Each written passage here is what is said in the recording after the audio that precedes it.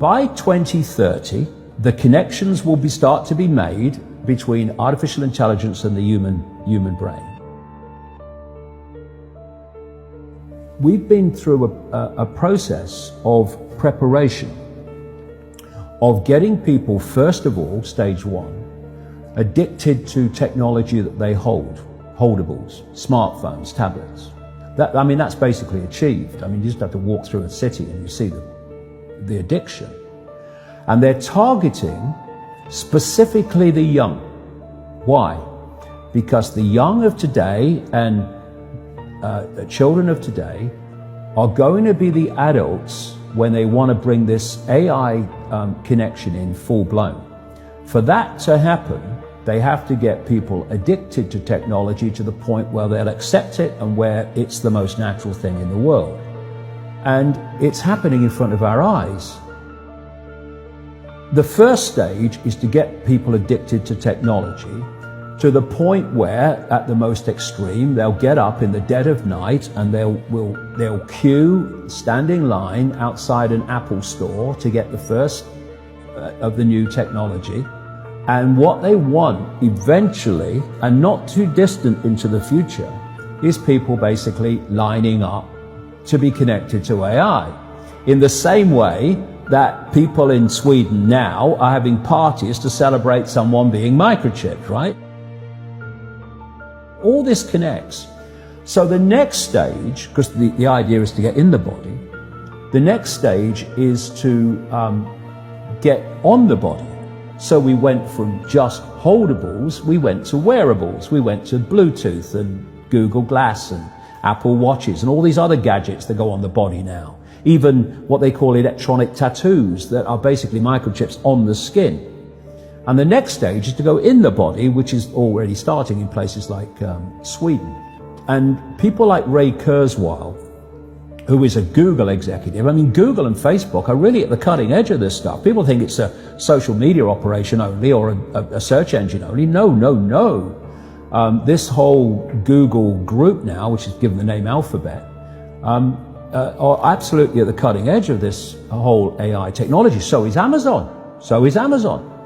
Amazon's got contracts worth hundreds of millions of dollars with the CIA and the Pentagon for cloud services and stuff. Yeah, they have massive data services. Massive, yeah. The consumers don't see. So the idea is to take this on. And what Kurzweil is saying, and he claims an 80% success rate in his predictions of incoming technology and when it will come in. But, if you know when it's going to come in, then you've got a great chance of predicting it, haven't you?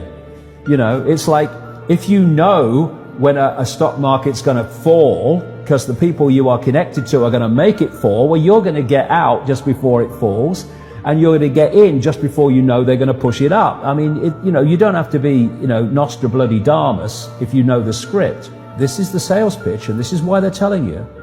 The sales pitch is when we connect to artificial intelligence, we'll be superhuman. That's what the sales pitch is. That's his sales pitch. Right. That's going Siri, to be the sales pitch. Alexa, all these things. Yeah. What you've got is the idea that connect to AI and you'll become superhuman intelligent. No, you'll become subhuman intelligent. You'll become a vehicle for artificial intelligence. And whoever controls artificial intelligence will control the perceptions of every mind that it's connected to. If you're going to make a physical connection with AI, you're not going to do that on a mass scale until you've made a psychological connection.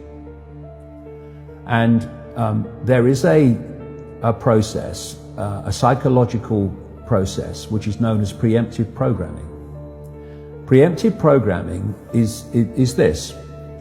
You're going to usher in a world that is so different, so dramatically different to what anyone's been used to, that you're going to have an obvious resistance purely by the chasm of difference between the world people are used to and the world you're taking them into. A resistance that says, hold on a minute, you want to do what? What? So you prepare them for it through preemptive programming. You put out a stream of movies out of elite-controlled Hollywood. You put out television programs, you put out books, you put out all these things that basically portray the world you want to take people into. This is why you've seen so many movies about control by robots, control by technology, of synthetic humans. You have the dystopian society being portrayed and portrayed and portrayed. And what that's doing, it's making the subconscious, to an extent the conscious mind, familiar with the world you want to usher in. So when you literally start to bring it in, there's not that chasm that there would have been before.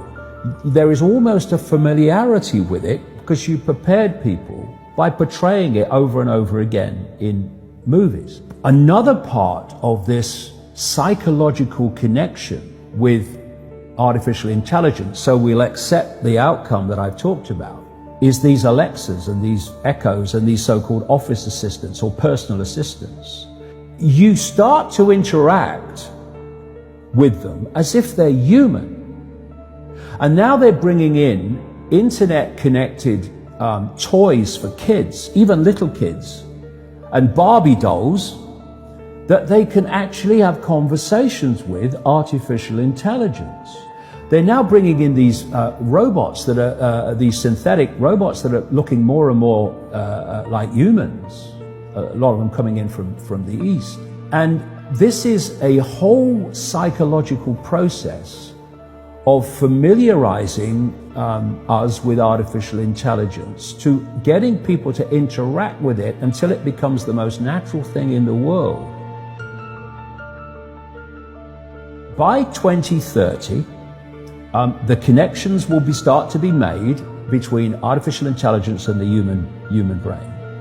And the human brain will be connected to what he calls the cloud.